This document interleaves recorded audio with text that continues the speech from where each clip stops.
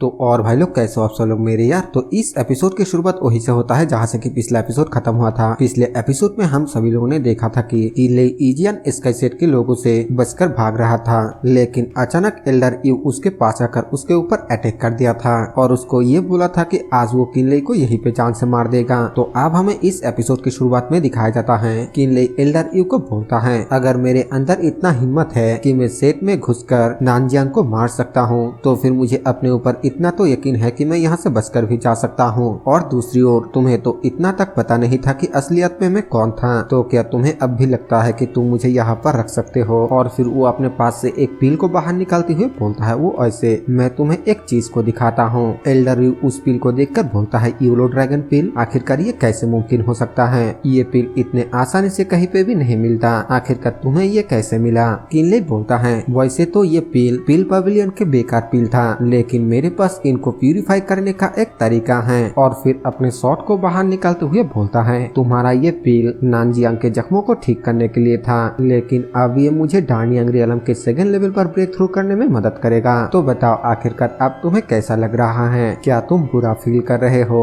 Elder नानी गुस्से के साथ किनले को बोलता है, तुम घायल हो चुके हो, लेकिन इसके बावजूद तुम भरे भरे बातें कर रहे हो। और फिर अपने हाथ में एनर्जी इकट्ठा करते हुए बोलता है, अब देखो कि मैं कैसे तुम्हारे मुंह को बंद करता हूँ। ये बोलकर वो किनले के ऊपर एक बहुत ही पावरफुल अटैक कर देता है और किनले भी उस अटैक को काउंटर करते हुए बोलता है, तो फिर तुम इसे कोशिश करके देख सकते हो। उन दोनों का अटैक एक साथ टकराने के वजह से वहाँ पर एक जोरदार धमाका होता है, जिसके बाद यहाँ से सीन चेंज होकर हमें सीधा ही इजियन सेट के मेन हॉल का सीन दिखाया जाता है, जहाँ पर कि एक बंदा हेडमास्टर के पास आकर बोलता है, हेडमास्टर हम बहुत ही बड़ी मुसीबत में हैं। एंसेस्ट्रल हॉल के डिसेबलों ने एक मैसेज दिया, अभी अभी एंसेस्ट्रल हॉल में रखा गया एल्डर नान ईव के लाइफ प्लेट टूट गया। इस बात को सुनकर हेडमास्टर बहुत ही ज्यादा हैरान हो जाता है और वो हैरानी के साथ बोलता है, आखिरकार ये कैसे मुमकिन हो सकता है? क्या किनले पहले से ही जख्मी नहीं था? वो बंदा बोलता है, क्योंकि वो पहले से ही घायल है, तो क्या हमें और आदमी भेजना चाहिए? हेडमास्टर बोलता है, वो भी डार्नियांग रियलम का कल्टिवेटर है और इस प्रॉब्लम को बहुत सारे लोग मिलकर भी हल नहीं कर सकते। सिर्फ कुछ ही देर के अंदर उसने मेरे दो डार्नियांग रियलम के एल्डर को मार डाला।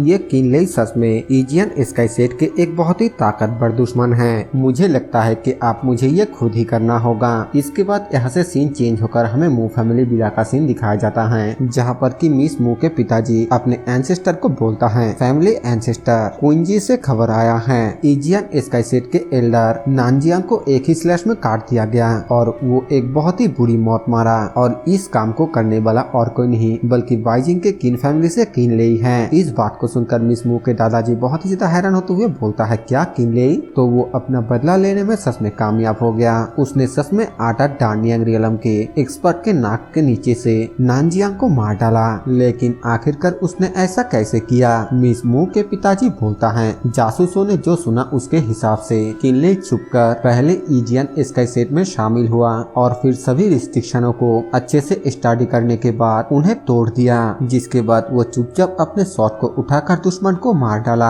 मिस मू के दादाजी बोलता है, लेकिन हेडमास्टर नान हुआंग ने कई सालों तक इजियन स्काईसेट को कंट्रोल किया है और वो ऐसे ही किनले को बिल्कुल भी जाने नहीं देगा। फिर मिस मू के दादाजी आगे पूछता है, उसके बाद क्या हुआ? मिस मू के पिताजी बोलता है, और उसके बाद सबसे बड़ी पॉइंट ये है कि किनले के भागने के 2 घंटे बाद बंजर पहाड़ों में उसका सामना नानीव से हुआ, लेकिन उसने वहाँ पर नानीव को भी मार डाला। वो वही आम सा और जिद्दी बच्चा कहाँ है जब वो तब था जब उसने शादी के लिए इनकार कर दिया था। वो तो साफ तौर पर एक इमोर्टल कल्टिवेटर बन गया है। मिस मू के दादाजी बोलता है, क्वींसी कंट्री के ये चेंजेस जरूर से झाओ किंगडम को उथल पुथल कर देगा। ये चीज हर एक चीज को इफेक्ट करेगा। मुझे लगता है कि छठे प्रिंस को जल्द से जल्द कुछ करना होगा। वैसे आखिरकार यूरन कहाँ पर है? मिस मू के पिताजी बोलता है, वो ऑलरेडी झाओ किंगडम के बॉर्डर को पार कर चुकी है, अब तक उसे फैंगशू पैलेस के करीब होना चाहिए। जो सुनने के बाद मिस मू के दादाजी बोलता है, खैर उसका टैलेंट काम आता है या फिर नहीं, ये सब कुछ उसके ऊपर डिपेंड करती है। अब हमें भी तैयार होना होगा क्योंकि झाओ किंगडम बहुत ही जल्द बदलने वाला है। इसके बाद यहाँ से सीन चेंज होकर हमें एक दिन बाद का सीन दिखाया जाता है, जहाँ पर कि किनले झाओ से मिलने के लिए आया है। झाओ किनले को बोलता है, ब्रदर केन, मैं उम्मीद करता हूँ कि पिछली बार के मिलने के बाद से तुम अभी भी ठीक हो। किनले उससे पूछता है, आखिरकार तुम कौन हो झाओ येवान? झाओ बोलता है, मैं पैलेस से हूँ। इतने लंबे समय तक ब्रदर किन से ये छुपाना मेरा गलती है, इसके लिए मैं ब्रदर किन से माफी मांगता हूँ। ये सुनते ही किनले बहुत ही ज्यादा हैरान होते हुए बोलता है, पैलेस क्या तुम रॉयल फैमिली से हो? और अपने मन में सोचते हुए बोलता है, जाओ इवान, जाओ स्टेट। और उसको ये पता चल जाता है कि ये और कोई नहीं बल्कि छठे प्रिंस हैं। किनले थोड़ा घबराते हुए बोलता है, तो अब रॉयल हाइनेस सिक्स्थ प्रिंस हैं। जाओ बोलता है, हाँ ये सच है। जब तुमने 3 महीने पहले हमारे महल के अधिकारी बनने की सिफारिश को इनकार कर दिया था, तब मैंने सोचा कि मेरे जिंदगी में तुम्हारा सपोर्ट नहीं मिलेगा और इसके वजह से मुझे बाद में बहुत ही पछतावा होगा। किनले बोलता है, योर हाइनेस, किन फैमिली को कभी सत्ता के ताकत का फायदा उठाने का कोई भी इरादा नहीं है और ये अभी भी सच है। अगर आपके पास कहने के लिए कुछ है तो फिर आप कह सकते हैं। झाओ बोलता है, अच्छा, स्मार्ट लोगों से बात करने से मुझे बहुत ही अच्छा लगता है, तो फिर मैं तुम्हें साफ साफ कहूंगा, मैं चाहता हूँ कि तुम नानजुआन से छुटकारा पाने में मेरा मदद करो। नानजुआन यानी कि यहाँ पर हेडमास्टर के बारे में बात किया जा रहा है। इस बात को सुनकर किनले अपने मन में बोलता है, नानजुआन, मुझे उम्मीद नहीं था कि झाओ युआन के एम्बिशंस इतना बड़ा था। क्या इसी कारण के वजह से उसने इजियन स्काईसेट में घुसपैठ की? झाओ किनले को आगे बोलता है, सच कहा जाए तो मैं कई सालों से सत्ता के लिए सिंहासन को लेकर अपने भाइयों से लड़ रहा हूँ, एक दिन एम्परर क्राउन को पहनने के वजह से, लेकिन मेरी तरफ मेरे पिताजी का पूरी तरीके से साथ नहीं है। क्या तुम्हें झाओ किंगडम के 3 मेजर सेट याद है? चौथा भाई मुझसे ज्यादा टैलेंटेड है और सीनियरिटी के मामले में भी मुझसे ऊपर है और ये कहने की तो जरूरत भी नहीं है कि ताकत भी उसके पास ज्यादा है। इजियन स्काईसेट और 9 डेनियंग रियलम के मास्टर सभी उसके तरफ हैं। थर्ड ब्रदर के हेवनली फिजिक और दाव फाउंडेशन गहरी है। हालांकि वो रॉयल कोर्ट पर नहीं है बल्कि वो इनहुई प्रोविंस के